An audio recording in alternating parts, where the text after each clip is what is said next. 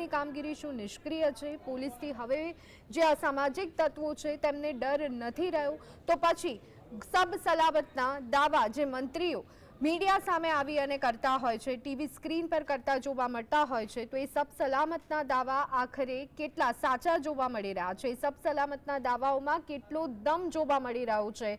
એનો જવાબ કદાચ મંત્રીઓએ ન આપવાનો હોય, પરંતુ ગુજરાતના નાગરિકે આપવાનો હોય. પરંતુ અત્યારે તો દુઃખદ વાત એ છે કે જ્યારે કોઈ પરિવાર સાથે આવું કંઈ બને છે, તેઓ પોતાના સ્વજનોને ગુમાવે છે, તેમની હત્યા કરવામાં આવે છે, ત્યારે તેઓ ન્યાય મેળવવા માટે પોલીસ સ્ટેશનની બહાર ઊભા રહેલા જોવા મળે છે. તેઓ નારા લગાવતા જોવા મળે છે. કદાચ એ વિશ્વાસ તેમને હવે નથી રહ્યો પોલીસ પર, કારણ કે આ એટલા માટે કહેવું પડશે કારણ કે તાજેતરનો જે કિસ્સો છે કાગડાપીઠ પોલીસ સ્ટેશનની બહાર જો તમે અત્યારે પણ જોશો તો લોકોનું ટોળું ત્યાં ઊભેલું છે અને તેઓ કહી રહ્યા છે કે અમારા વિસ્તારમાં દારૂના અડ્ડા ચાલી રહ્યા છે, આ અડ્ડા બંધ કરાવો. તેઓ અત્યારે હાલ આરોપ લગાવી રહ્યા છે કે જે અમારા વ્યક્તિનું મોત થયું છે, જેની હત્યા કરવામાં આવી છે અને તેના જે આરોપીઓ છે તેમને પોલીસ છાવરી રહી છે. શું હવે આ જ કામ પોલીસનું બાકી રહી ગયું છે? અમદાવાદના બીજા કિસ્સામાં તમે જોશો તો આપણે જોયું કે પોલીસ કર્મીએ જ હત્યા કરી છે. આવી ગુનાહિત માનસિકતા ધરાવતા જો પોલીસ કર્મીઓ જ હશે તો પછી લોકો સુરક્ષિત કેવી રીતે અનુભવશે? આ સવાલ પોલીસ તંત્રને એટલા માટે કારણ કે જે નેતાઓ છે, જે ધારાસભ્યો છે અથવા તો જે લાગતા વળગતા તંત્ર સાથે જોડાયેલા લોકો છે, એમને તો કદાચ આ તમામ બાબતો ધ્યાને આવી જ નથી રહી અને એટલા જ માટે તેઓ બોલતી બંધ કરી અને બેસી જાય છે. ઉદ્ઘાટનો કરવા માટે, વિકાસની ગાથાઓ રજૂ કરવા માટે તેઓ અવારનવાર સામે આવતા હોય છે, પરંતુ જ્યારે પણ આવી કોઈ ઘટનાઓ બને ત્યારે કદાચ મીડિયા સામે આવી અને પોતાની વાત રજૂ કરવી તેને તેઓ જરૂરી નથી માનતા અને એટલા જ માટે કહેવું પડશે કે ગુજરાતનો દરેક નાગરિક સબ સલામતના દાવા સાથે સંમત નથી અને તે પોતે અત્યારે હાલ અસલામતીનો અનુભવ કરતો જોવા મળી રહ્યો છે.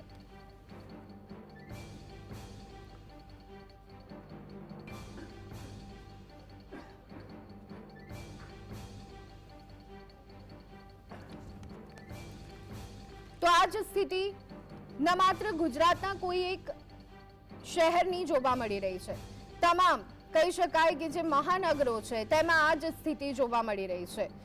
અમદાવાદની 4 ઘટના, સુરતની 2 ઘટના, વડોદરામાં પણ એક હત્યાની ઘટના સામે આવી છે અને લગભગ ગુજરાતના ગામડાઓના અંતરિયાળ વિસ્તારો પણ બાકી નથી રહી ગયા કે જ્યાં તેઓ કહી શકે કે ના અમારા ત્યાં ભાઈ ગુનાખોરીનો જે આંક છે ઓછો છે, કારણ કે ગુનાખોરીનો વ્યાપ સતત વધતો જોવા મળી રહ્યો છે.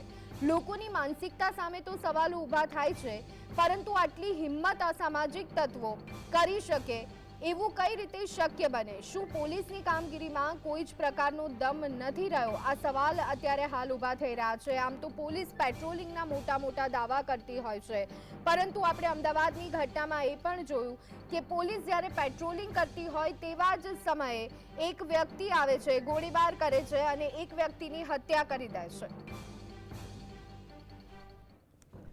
તો આ સંદર્ભે વડોદરાની સ્થિતિ પણ જાણી લઈએ. વડોદરામાં તંત્ર કેટલું સાબદું બન્યું છે જ્યારે આ પ્રકારની ઘટનાઓ વધી રહી છે ત્યારે રૂપેશ અમારા સંવાદદાતા જોડાઈ ગયા છે. રૂપેશ, અમદાવાદમાં છેલ્લા થોડા દિવસોમાં 4 હત્યા, સુરતમાં 2, વડોદરામાં 1 અને કુલ આંકડો જો જોઈએ રાજ્યનો તો 7 હત્યા. વડોદરામાં પણ ધીમે ધીમે પણ ગુનાખોરીનો ગ્રાફ સતત વધતો જોવા મળી રહ્યો છે. મહિલાઓ તો અસુરક્ષિત છે, હવે તમામ લોકો અસલામતીનો અનુભવ કરી રહ્યા છે. કઈ દિશામાં કામગીરી કરવામાં આવી રહી છે?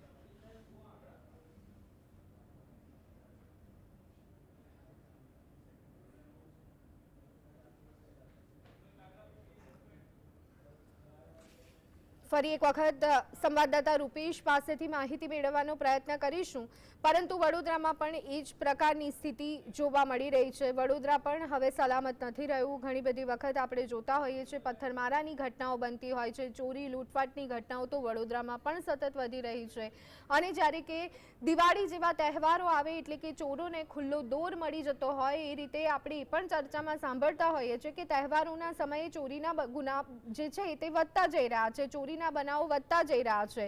પરંતુ આ એક શરમજનક બાબત પોલીસ તંત્ર માટે કહી શકાય, સરકાર માટે કહી શકાય, ગૃહ મંત્રાલય માટે કહી શકાય, ગૃહ વિભાગ માટે કહી શકાય, કારણ કે જે રીતે ગુજરાતને સલામત મોડલ તરીકે, વિકાસ મોડલ તરીકે યાદ કરવામાં આવતું હોય છે.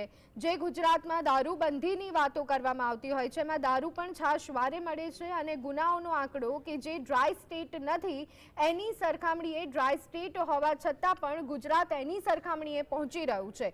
દેશમાં ગુનાખોરીમાં હવે ગુજરાત પાછળ જોવા નથી મળી રહ્યું. જે ગુજરાત સલામત રાજ્ય તરીકે ઓળખાતું હતું એ આ સલામત રાજ્યની યાદીમાં હવે ટોપ પર જોવા મળી રહ્યું છે. જ્યારે પણ આવા ગુનાઓ બને, આવા કિસ્સાઓ સામે આવે ત્યારે યુપી અને બિહારને યાદ કરવામાં આવતું હતું, પરંતુ હવે યુપી બિહારને યાદ કરવાની જરૂર નથી, કારણ કે એ જ જગ્યાએ હવે ગુજરાતનો પણ સમાવેશ થઈ રહ્યો છે. ફરી એકવાર સંવાદદાતા વડોદરાથી રૂપેશ અમારી સાથે જોડાઈ ગયા છે. રૂપેશ, જે રીતે ગુનાઓની સંખ્યા વધી રહી છે સમગ્ર રાજ્યમાં, ત્યારે વડોદરા શહેર પણ તેમાંથી બાકાત નથી રહ્યું. શું વિગતો? ચોક્કસ વડોદરા શહેરની જો વાત કરીએ તો વડોદરા શહેરમાં બળાત્કાર, ચોરી, લૂંટફાટ, હત્યા આનો કેસનો રેશિયો વધ્યો છે, ચોંકાવનારો છે. લોકોએ સજાગ થવાની જરૂર છે. સૌથી મહત્વની વાત એ આવે છે કે દુઃખ સાથે કહેવું પડે છે કે સામાન્ય રીતે ચલો ઉચ્ચ અધિકારીઓ તો વડોદરા બહારથી અવર જવર કરતા હોય છે, એ બરાબર છે કે એમની ડ્યુટીનો ભાગ છે, પરંતુ વડોદરા શહેરનો જો સર્વે કરવામાં આવે તો 30 થી 40% પોલીસ વડોદરા બહારની છે, કે જેને વડોદરાનો એરિયા કઈ આવ્યો હજી તો એ જ ખબર નથી. એમને માટે તો કદાચ બીજું નાણાં ઉઘરાવે એ જ સૌથી મોટી વાત છે. નાની નાની વાતોમાં તોડ કરવા એ સૌથી મોટી વાત છે આ પોલીસના માટે. ઉચ્ચ અધિકારીઓને અમે વાંક નથી કાઢતા, પરંતુ આજે બહારની પોલીસ આવી છે. કદાચ આપણા એરિયામાં કદાચ બહારથી સીઆરપીએફ કે મિલિટરી બોલાય તો આપણે એમને વિસ્તારમાં ફેરવીએ છીએ અને એમના એરિયાથી વાકેફ કરીએ છીએ.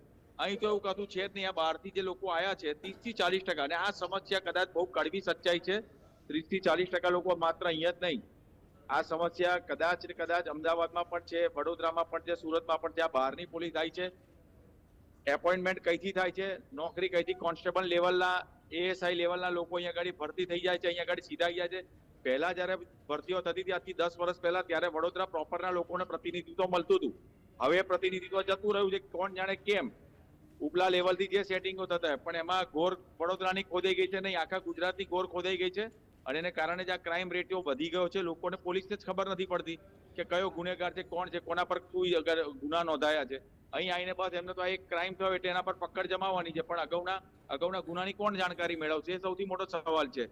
જી બિલકુલ રૂપેશ, આ પ્રકારની ઘટનાઓ હવે સતત વધી રહી છે. વડોદરામાં પણ હત્યાના કિસ્સાઓ વધતા જોવા મળી રહ્યા છે.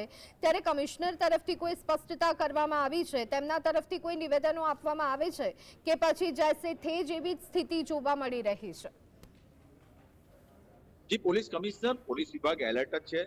પોલીસ કમિશનર શ્રી પણ એલર્ટ છે. એ પણ આ તપાસને ગંભીર છે, કારણ કે જે ઘટના વાત તો એવી પણ આવી રહી છે, જો કે આના કોઈ પુરાવા નથી કે જે આ બાબર જે છે એ બાબરને કોઈએ છરી પકડાઈ અને ત્યારબાદ છરીથી હુમલો થયો. બાબરના હાથમાં છરી નહોતી, બાબરને છરી પકડાવવામાં આવી અને હત્યા કરાઈ. તો આ કેવા પ્રકારનો ક્રાઇમ? અને આ જે ગુનો નોંધાયો એ સયાજી હોસ્પિટલમાં નોંધાયો. એટલે હવે આ ગુનો નોંધાશે રાવપુરા પોલીસ મથકમાં. જે અગાઉ ગુનો રાત્રે ગુનો બન્યો એ ગુનો કારેલીબાગમાં બન્યો છે પોલીસ મથકમાં. એટલે આ અચાનક આ ઉપરા છાપરી બે ગુના બે પોલીસ મથકોમાં બને. એકમાં સામાન્ય મારામારી અને બીજામાં સામાન્ય મારામારીમાં સારવાર માટે આવેલા નિર્દોષ યુવકનો ભોગ લેવાઈ જાય. અને એમાં પણ પાછા આરોપી પાસે જેની કુખ્યાત છે એની પાસે આ રીતે બધા હથિયારો આવી ગયો. આ હથિયાર કઈથી આવ્યું એની પાસે આ મારવા માટે સૌથી મોટો સવાલ છે. અને વાત તો એવી છે કે પોલીસના બંદોબસ્ત ત્યાં આગળ હતો, તો પોલીસનો બંદોબસ્ત હતો તો પછી આ યુવક પર કેવી રીતે હુમલો થયો? એટલે વાત એવી છે કે પોલીસ અહીંની બહારથી જે પોલીસ આવી છે છેલ્લા 10 વર્ષમાં એ લોકોને કયો આરોપી છે શું છે ઓળખી જ નથી શકતી. પહેલાની જે જૂની પોલીસ હતી એ જે 15 20 વર્ષથી હતી એટલે પોલીસને બધું ખબર પડતી હતી. હવે આ પોલીસો આ જે છે એમના એમ કે ડ્રીમ કઈ બીજા જ છે. એટલે થોડાક સમય માટે આવે પછી થોડી ઓળખાણો કરીને બદલી કરીને પાછા પોતાના માદરે વતન જતા રહે. આ જે ફાલ જે છેલ્લા 10 વર્ષમાં આવ્યો છે, હજી તમને કહું છું આ ગુજરાત માટે જોખમી છે. સરકારે ચેતવું જરૂરી છે. આ ફાલ બહુ જોખમી આવનાર સમયમાં સાબિત થઈ શકે છે. જી જી બિલકુલ રૂપેશ, જે રીતે ગુનાખોરી વધી રહી છે, પોલીસ પેટ્રોલિંગ કરતી હોય છે, અનેક રીતે ગુનાખોરીને ડામવાનો પ્રયત્ન કરતી હોય છે, પરંતુ તેમ છતાં જ્યારે હવે અસામાજિક તત્વો વધુ બેખૌફ બની રહ્યા છે ત્યારે પોલીસની કામગીરીમાં કોઈ ચેન્જ જોવા મળી રહ્યો છે કે કેમ? આપે જે મૂળ સમસ્યા છે એ તો જણાવી, પરંતુ જે અત્યારે કાર્યરત પોલીસ કર્મીઓ છે અથવા તો અધિકારીઓ છે તેઓ કોઈ ચેન્જ વિચારી રહ્યા છે કે કેમ? બિલકુલ તમારી વાત સાથે સહેમત છું. પોલીસો ચેન્જ વિચારી રહ્યા છે, પોલીસ ચેન્જ વિચારે જરૂર છે, પણ જે નક્કી કરશે મેડમ, આમાં જે નક્કી કરશે ગૃહ મંત્રાલય નક્કી કરશે. ગૃહ મંત્રાલય એક્શનમાં આવે જરૂર છે, કારણ કે અહીં ગૃહમંત્રી જે છે એ વડોદરાના પ્રભારી પણ છે અને એક્ટિવ માણસ છે. હર્ષ સંઘવી જે એક્ટિવ માણસ છે, દરેક પલ પલની માહિતી લે છે, તો પછી એમને ઇન્ફોર્મેશન કેવી આપવામાં આવે છે. અને દરેકને છે ને, દરેક નેતાઓને પોતાની આવતીકાલની ચિંતા છે, વર્તમાનની કોઈને ચિંતા નથી. એટલે બધા પાલિશ સિસ્ટમમાં માને છે કે પાલિશ કરીશું, સારા દેખાઈશું તો આપણું આવડા ભવિષ્ય આપણું ઉજ્જવળ બનશે. અને એટલા માટે જ કદાચ હર્ષ સંઘવીજીને બી માહિતી ઇન્ફોર્મેશન આપવામાં આવતી હોય, એ પણ કદાચ અલગ જ આપવામાં આવતી હોય તો નવાઈ નહીં. કારણ કે પૂર આવ્યું ત્યારે બી હર્ષ સંઘવીને આખી રાત અહીંયા આગળ વડોદરા રહેવું પડ્યું. કેમ રહેવું પડ્યું? કે એમને પ્રોપર ઇન્ફોર્મેશન નહીં મળતી હોય, અથવા તો coordination, lacks of communication error છે, કંઈક તો ગડબડ છે. એનાથી આવા છૂટા દોર મળી ગયા છે તોફાની તત્વો, સામાજિક તત્વોને. એના પર લગામ કોણ લગાવશે? પોલીસ પેટ્રોલિંગ કોણ કરશે? પોલીસનું પેટ્રોલિંગ પણ મોટા સવાલો ઉભા કરે છે. જી જી આભાર રૂપેશ, અમારી સાથે જોડાવા બદલ. અને